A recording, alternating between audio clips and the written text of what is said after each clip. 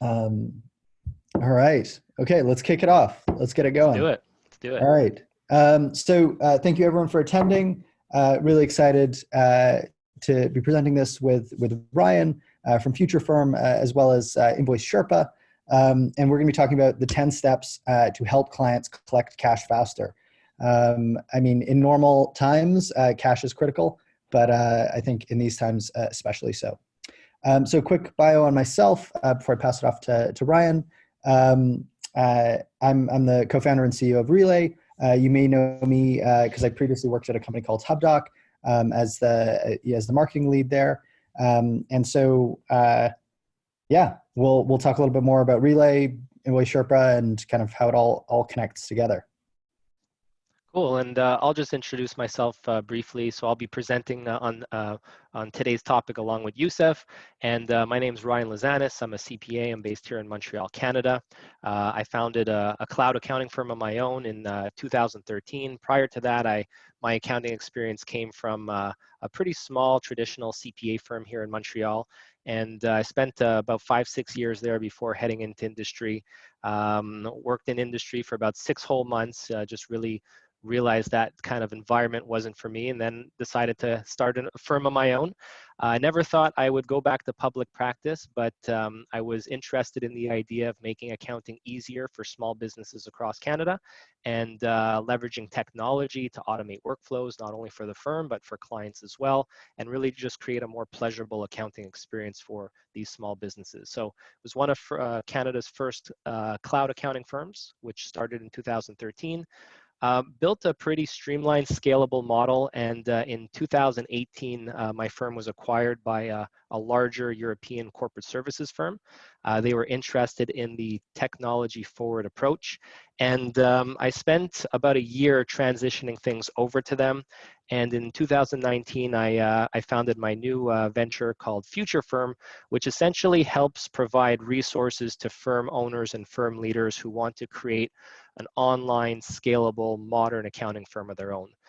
So the way that I help, well, a lot of it is through some of my content. So through my blog, newsletter, and podcast. Really enjoy putting out content that I hope is useful for people that are consuming it. And I do mentor a small group of firms on a one-to-one basis as well. And in beginning of 2020, I also joined InvoiceSherpa as an advisor.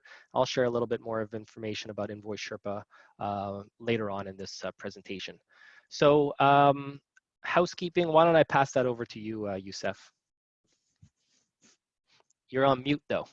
I know, I notified me. It's such a smart system. It's true. That's great. This webinar is being recorded. So the slides and recording will be sent to you afterwards. So if something does come up and you need to leave for any reason, you can certainly receive this information by email tomorrow. Ask us questions. No need for social distancing on this webinar. If it's a relevant question to the topic at hand, we may, kind of answer the question as we're going. We also have a dedicated portion at the end of this webinar for a Q&A. So we'll definitely get to everything. So don't be shy. And if we do happen to say anything notable or thoughtful, and really when I say that, I mean Ryan saying something notable or thoughtful, please use the hashtag collecting cash. Cool. All right.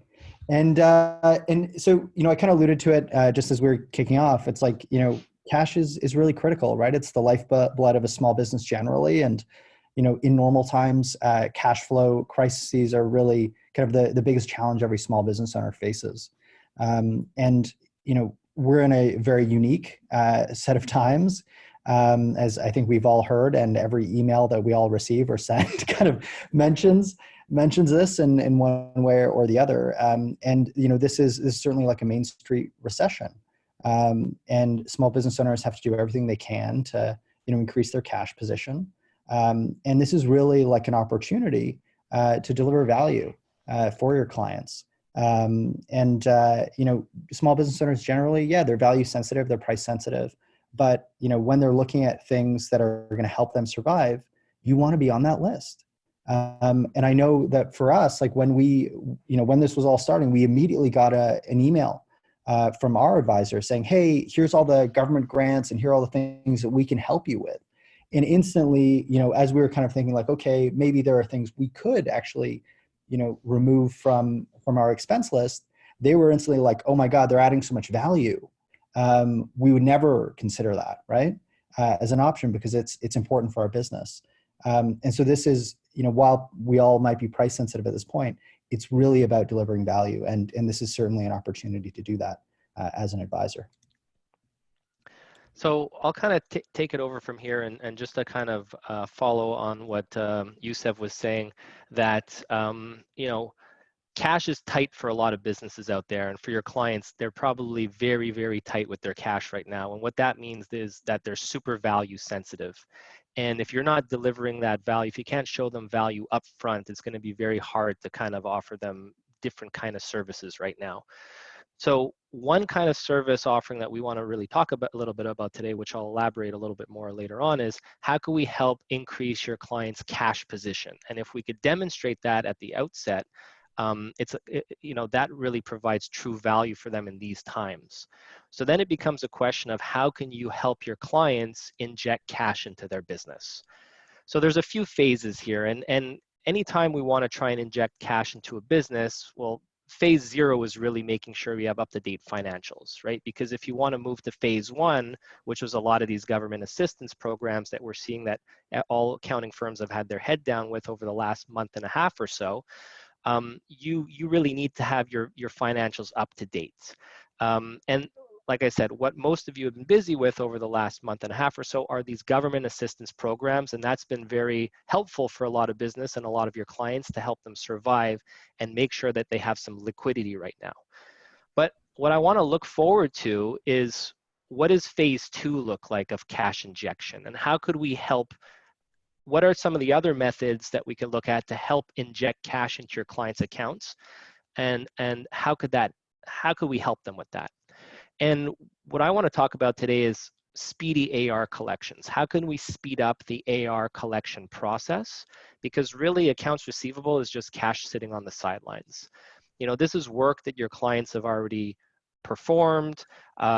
This is invoices that have gone out, and now it's just a matter of collecting that money. So it's an easy win if we can help them collect that money faster for them. But the effectiveness of this is going to rely on a few things. We need to make sure that we have books up to date on a timely basis and on an accurate basis. And then we have to enable a tight collections process following that. If you don't have books that are up to date, your AR might not be up to date, and as a result, you won't be able to engage in an effective collections process, essentially. So this is what the presentation is going to focus on today. It's going to focus on what tools do you need to help your clients collect their accounts receivable quickly, and what is the step-by-step process you can follow to execute this strategy for your clients. So the objective really is, how can you enable a faster bookkeeping close, and how can you help automate the accounts receivable collections process? If you can do that, we're going to have a win-win here, because you're going to get more cash into your client's bank account. They'll be happy, and you'll be able to offer a service to these clients, which will mean more revenue to your firm. So it's really a win-win here. Now, in order to enable this kind of strategy, in order to enable this kind of service, there's a few requirements that you have to have in place. First of all, there has to be a bookkeeping process already in effect. Ideally, you're handling the bookkeeping process for some of these clients, and they're going to have to be on a cloud-based accounting system like Xero or QuickBooks Online, because we won't be able to have a fast close, or we won't be able to automate some of the other workflows unless you're on this kind of platform already. And you have to have some clients with accounts receivable. You don't have to have 100% of your client base there, and it's likely you might not even have 50% of your client base there. But you have to have a portion of those clients that have accounts receivable, that are on Xero, QuickBooks Online, and that are receiving bookkeeping. The other thing that we're going to need to speed up the bookkeeping process is a modern banking platform. We're going to talk a little bit about what that looks like a little bit later on, and how that's going to eliminate a lot of the back and forth that's typically involved with the bookkeeping process. And then the last thing that we're going to go over is a tool that's going to help automate the AR collections process. Now, one of my first accounting jobs was working in AR collections. And first off, it wasn't very fun. And it was very manual, very tedious, very time consuming. But it's a very effective way to get cash into the bank account. So we want to essentially automate that job as much as possible. So these are some of the requirements that you're going to need to execute this kind of strategy in this presentation. So before we get to the step-by-step process, let's look at some of the tools that you need to manage the process. So I'm going to start off by saying that the first tool that you're going to need, I'm not going to spend a lot of time here because most of you are probably already familiar with this, is Xero or QuickBooks Online. And accounting on the cloud is going to be critical to leveraging some of these efficiencies and automations, because effectively it acts as the hub for all of those other third-party integrations. Everything's plugging in and flowing in and out of your cloud accounting system. So that's really the hub. And the reason why I list Xero QuickBooks Online is because they have the most available integrations on the market. So either or really, but you want to make sure you have one of those systems in place to leverage this strategy. For tool number 2, I'm going to pass this over to Youssef now. He's going to kind of give a little bit of an overview of Relay, and he'll pass it back to me following that to talk about how it's going to help in the bookkeeping process. Perfect. Thanks, Ryan. So just to talk about, like, before talking about the tool itself, just talking about the problem, working at HubDoc, we were a central repository for small business financial documents. People paid us to download bank statements, to get check images, to really enrich a lot of the data that would get into the accounting system when it could get into the accounting system. And so when we thought about those problems of access to and quality of banking data, we kind of thought about how does that actually get solved over the long term? And so what we determined was that the best way to do that would be to rebuild small business banking from the ground up. So Relay is small business banking made easy. You can sign up online inside of 10 minutes. It's really cool.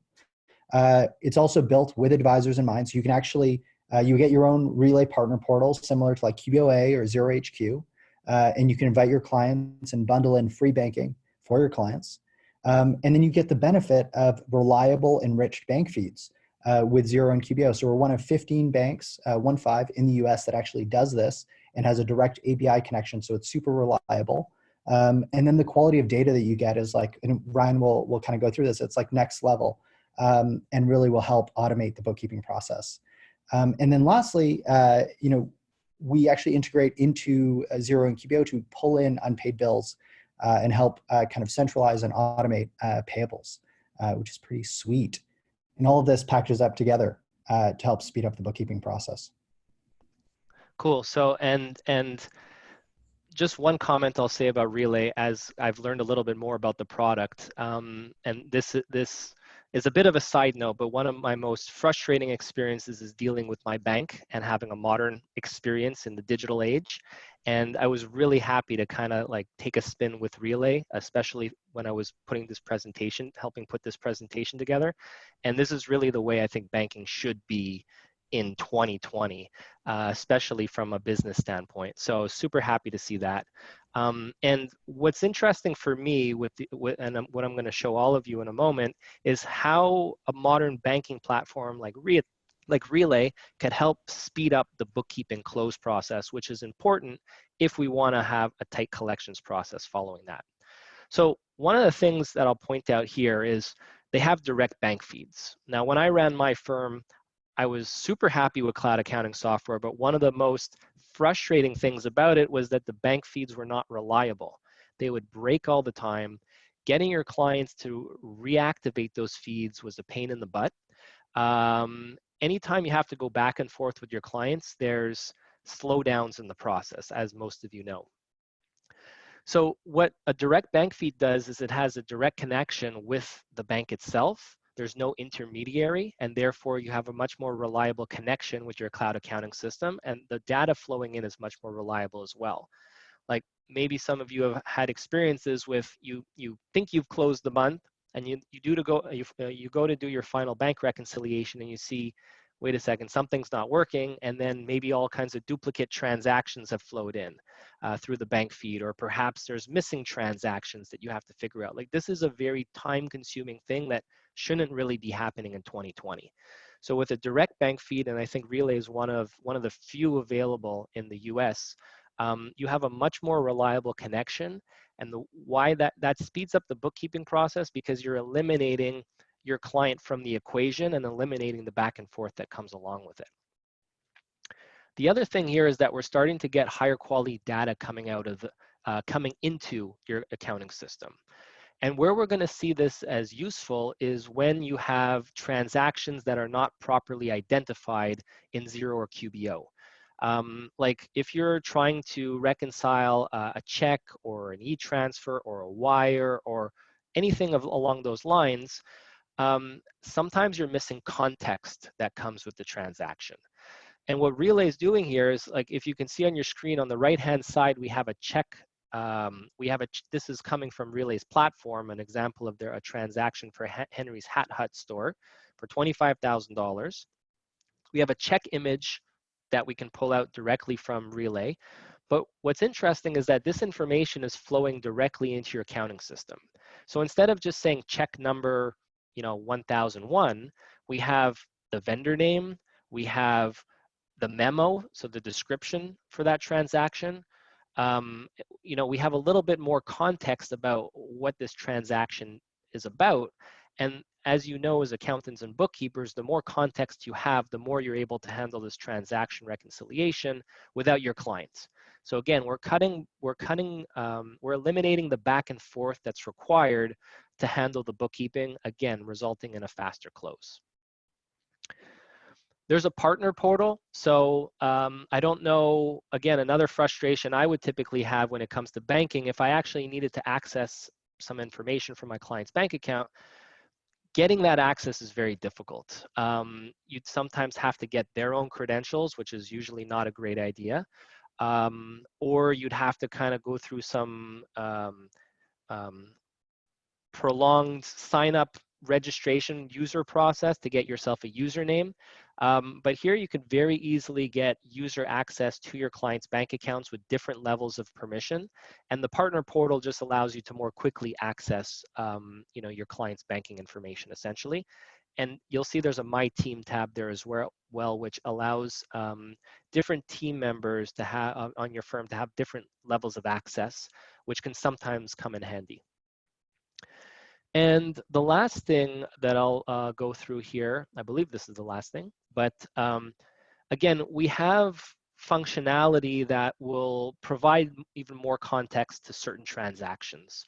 So sometimes you might see some expenses flow through the bank, which you might not know what they're for. So you'll see on the left-hand side of the screen, this is the transaction in Xero. On the right-hand side of the screen, you have the transaction from Sutter Stockton. This is an expense in Relay.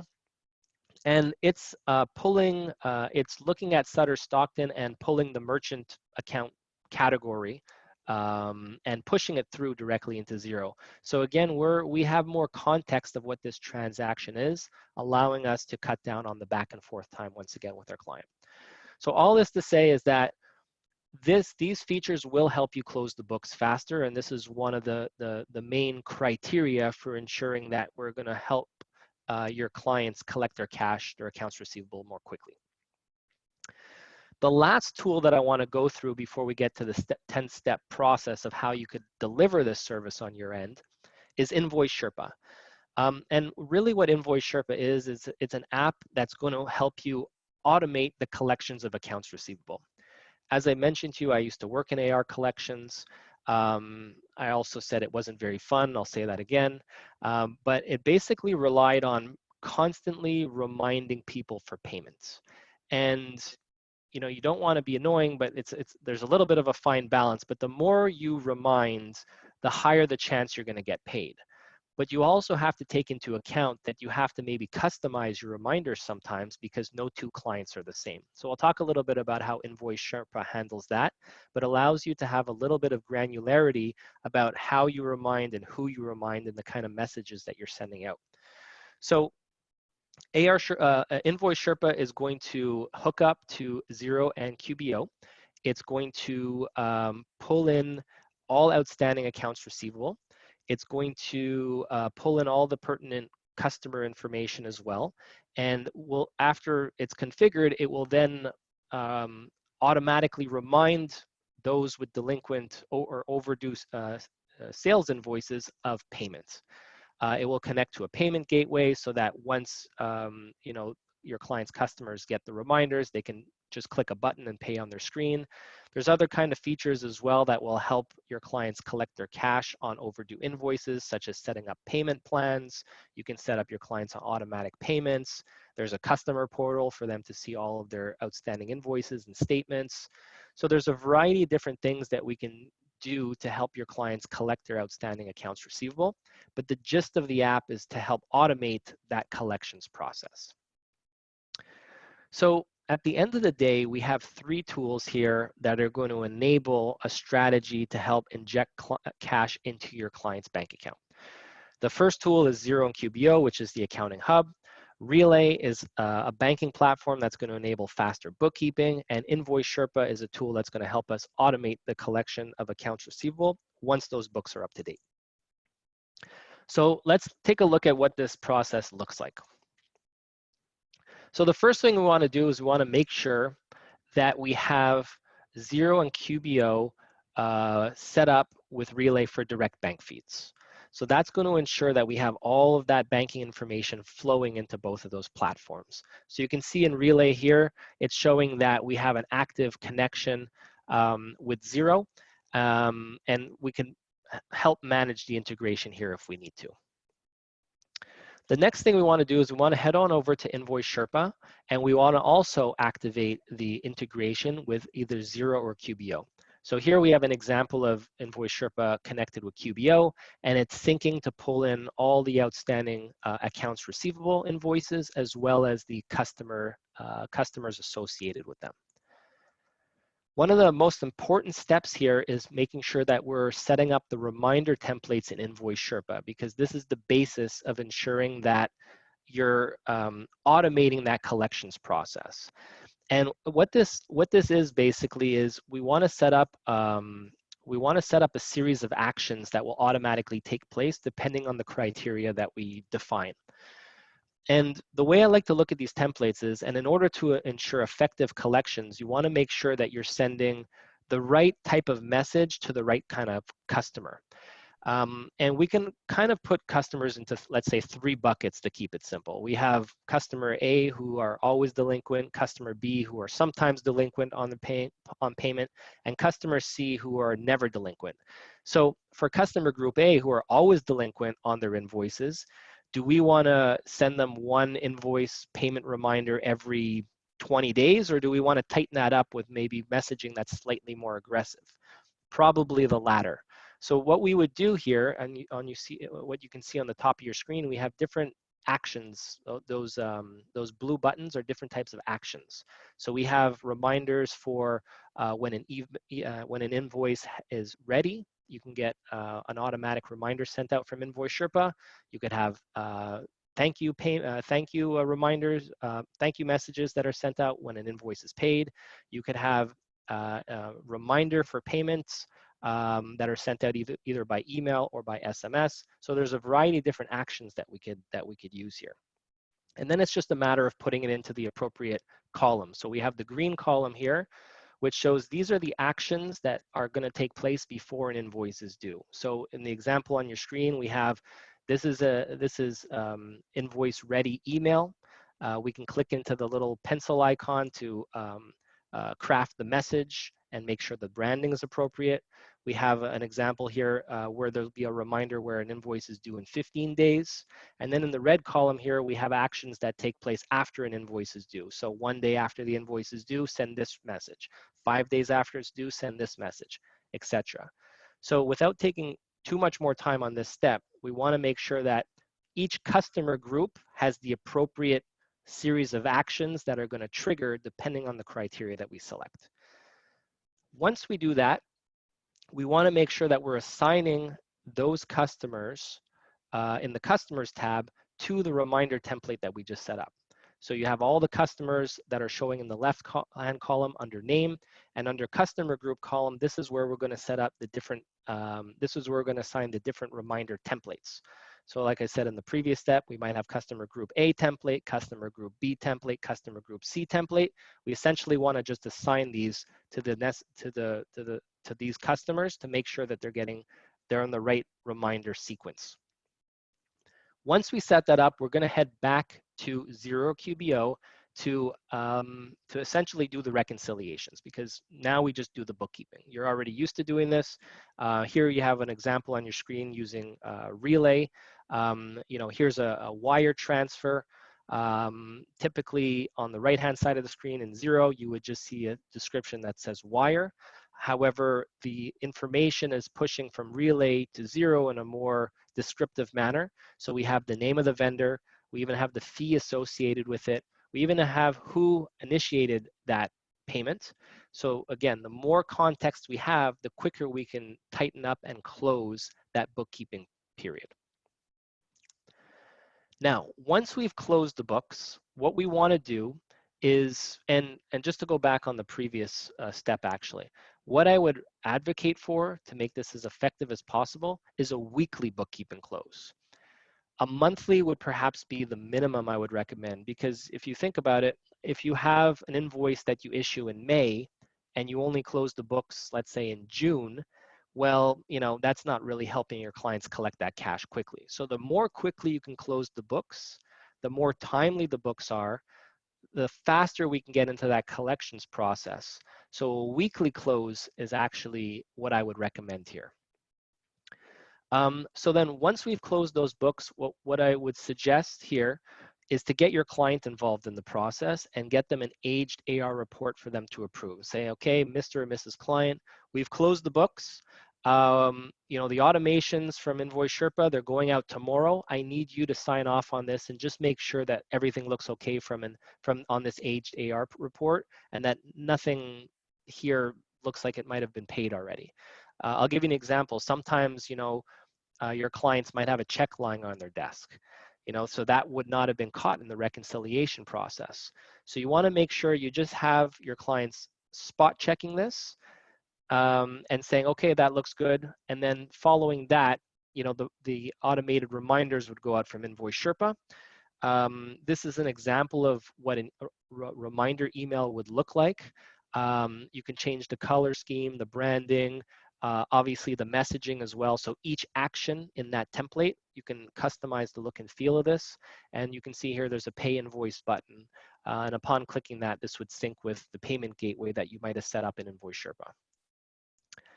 Now, those reminders, let's say they've gone out on the Wednesday.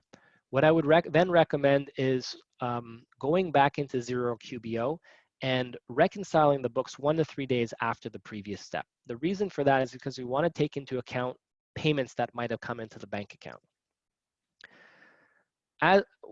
The reason we do this is because we want to kind of tie up the service offering and show efforts of our collections. And a very simple way to do that is just by sending an updated AR report, updated AR report. So this kind of ties everything up nicely. It'd say, okay, we've implemented this whole process. Now we're at the end of the process. Here's the result of the collection efforts. Here's what our receivables look like now. The beautiful thing about this kind of service offering is that it's very repetitive in nature. And what that means is that it's, once you have everything configured, it's just rinse and repeat. So you're literally just repeating steps 4 to 9. I see there's a question that came through, Corrine. Can the gateway be used with Intuit payment? Maybe we'll keep that to the end, Corrine. So we'll get back to that at the end of the presentation. So as I was saying about step 10 here, it's rinse and repeat steps 4 to 9. So just literally redo those steps over and over and over again. It's easy to kind of streamline that. It's easy to scale that. I'm a big proponent of these kind of repetitive offerings, because then you could just roll it out at a firm-wide level, essentially. So you go back to step 4, you'd make sure that all customers imported into InvoiceSherpa are assigned to a template, a reminder template. You'd make sure you then update the books, send an AR report to your client for approval, automated reminders go out, reconcile payments, get that updated AR report off to your client again, and then just repeat the process essentially.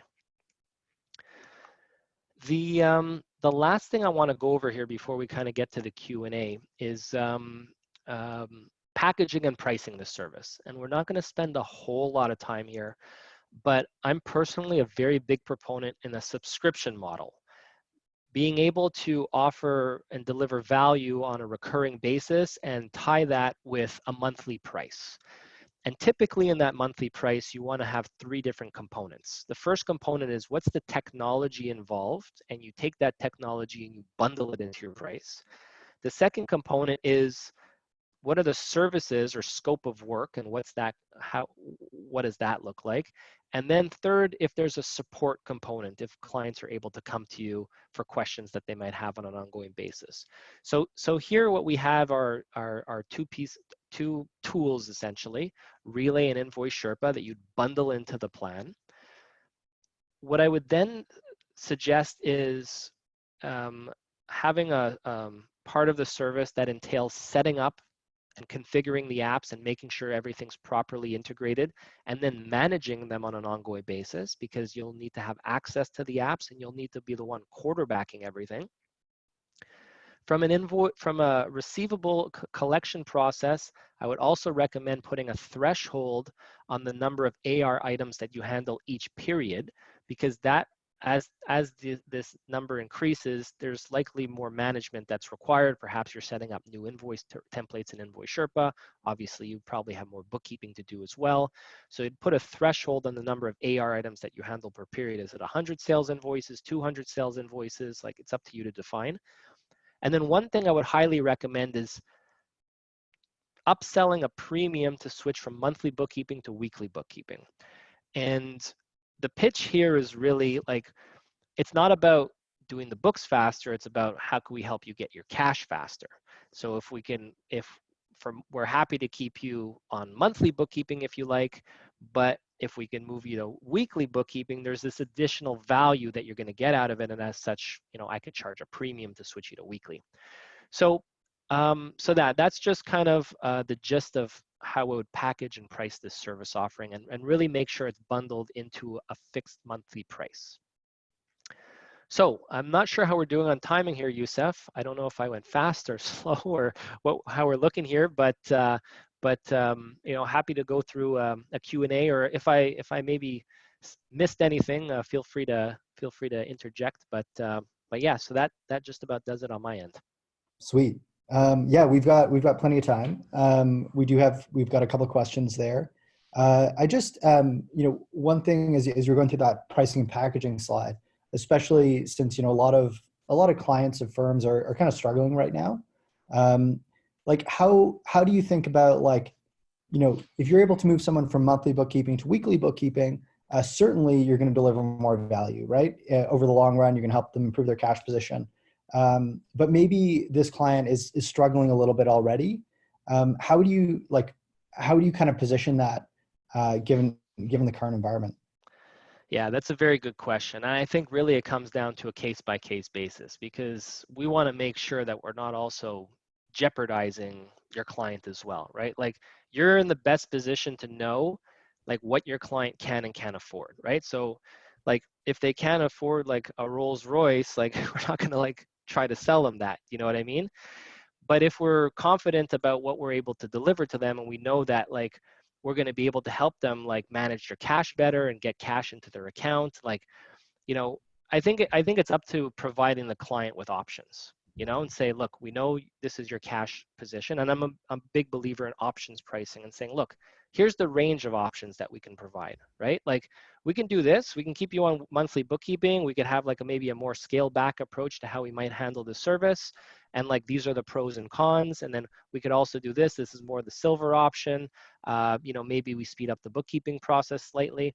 I know some firms that are doing a daily close, which, for me, like, it's a little bit harder for a lot of firms to get there, I think, but it's certainly possible to have a daily close. And if you could do a daily close, you could really manage the collections process a lot more tightly. So I think to answer that question, I would simply say, like, it's good to provide options, and it's good to lay out the pros and cons and kind of put it into your client's hands as well. Yeah. And like, being someone who has never run a firm, I'm going to ask a potentially dumb question. So like one option that I thought of as you were describing it was like, if you're trying to like play that advisor role and help your client just get through this period of time, right? Yeah. Make it out the other side. Yeah. Like would one option be, offering them the weekly bookkeeping and saying, hey, here's what we would normally charge for this service. But over the next 3 months, we're going to do this for you. And at the end of that period of time, we can then just reconnect on that scope of work and the pricing, and assuming you're in a better place. But I just want to help. So Is that terrible? it's not a dumb question at all. It's actually a very good question. And essentially, and even though this phrase is overused, that we're in unprecedented times, like maybe it's not a terrible idea. The problem with that is that you've kind of devalued the service at that point, right? So they're used to getting something over a certain period of time at a certain price, and they say, okay, time's up. Now we're going to bump you up for the exact same thing that you're getting, right? So like psychologically, it's usually you don't see that working out too well, right? But again, we're in different times now, so perhaps there's something that can be done there. I'm usually not a fan of like fronting stuff. You know what I mean? I think you have to be helpful. I think you have to do all that you can as well, but you're also there to run a business. You're also there to, you have a team in place, right? You have a team in place. You need to make sure they're supported. If you're maybe doing free work right now, does that maybe jeopardize your firm at all? Right? So you have to think about your business as well at the same time. So there might be some kind of delicate balance between the two. But yeah, I think it's an interesting question that I don't have a concrete answer on. Got it. More case by case. Yeah. I know Corrine had asked whether Intuit Payments was available as a payment gateway on InvoiceSherpa. Yeah, I saw that Eyal, who's listening in here, he had answered that. So actually, it does support Intuit Payments. So that answer flowed through. Cool, awesome. So it looks like there might be a little bit of social distancing happening on this webinar. So if anyone else has any questions, we're happy to kind of answer any questions about any of the platforms that we talked about, anything about the process. More than happy to kind of chat a bit more about that. And Yusuf, anything else that people should know about Relay that I didn't touch on, perhaps? We have a question that just came through as well from Bianca that might relate best for you. Yeah. Bianca, you see the question was, can you explain more how the banks are connected? So Bianca, do you mean in terms of like how it connects into the accounting system, in terms of how you kind of like what the workflow diagram is between InvoiceSherpa, Xero or QBO and then Relay? A little more color there might be a little helpful. Or maybe in the interim, you could explain, like, I glossed over like the direct bank feeds, but how does that maybe work in practice, and how does it compare to some of the alternatives that people see bank feeds, but maybe it's not the same kind of bank feed, so it has an intermediary. So what's the big difference there? Yeah, so traditionally, like when a bank feed comes into your accounting system, it's coming in through, like as you said, an intermediary. There's a web scraping service that goes and they basically build a script that goes and logs into your bank account, downloads all the data, and then tries to like bring it into the accounting system. And oftentimes, those definitely break. And then once the data actually gets in there, typically it's just in a description field. It's all packed together. And so the nice thing with the Relay direct bank feed, one is it's super reliable. So it's just API to API. You can actually, as an advisor, manage that connection, which is really handy. So you don't have to share bank logins or do anything like that. And then two is we actually parse out the data into the relevant fields. So we do things that are revolutionary, like having the payee in the payee field. And I use that revolutionary slightly generously, but kind of true, right? Because it's just something that's not done today. So yeah, that's how they're different. You get better data, it's more reliable, and makes it much easier to actually like automate the bookkeeping as you're doing like cash coding and things like that. Okay, cool. So not sure if that answers your question or not, Bianca, but feel free to kind of let us know if you need any more clarification there. I see we have a question coming from Daniel. How do you recommend tracking revenue streams for clients with InvoiceSherpa? For example, customer X usually sends a report from their client for royalties or a recurring stream that are invoiced on a monthly basis. That customer may be late in issuing a report to their customer that needs to be invoiced. So that's a good question, and I think we have to sometimes maybe be creative on how we're going to attack these kinds of situations. But if we go back to one of my previous steps, and what I could have probably expanded on was, I think like when you're setting up those reminder templates in InvoiceSherpa, you can't do it on your own. You have to look at the customer list with your client and group them into certain buckets and say, okay, this is how we're going to treat reminders for these kind of clients, these kind of customers. This is how we're going to treat reminders for this kind of customer, and this is how we're going to do it for this.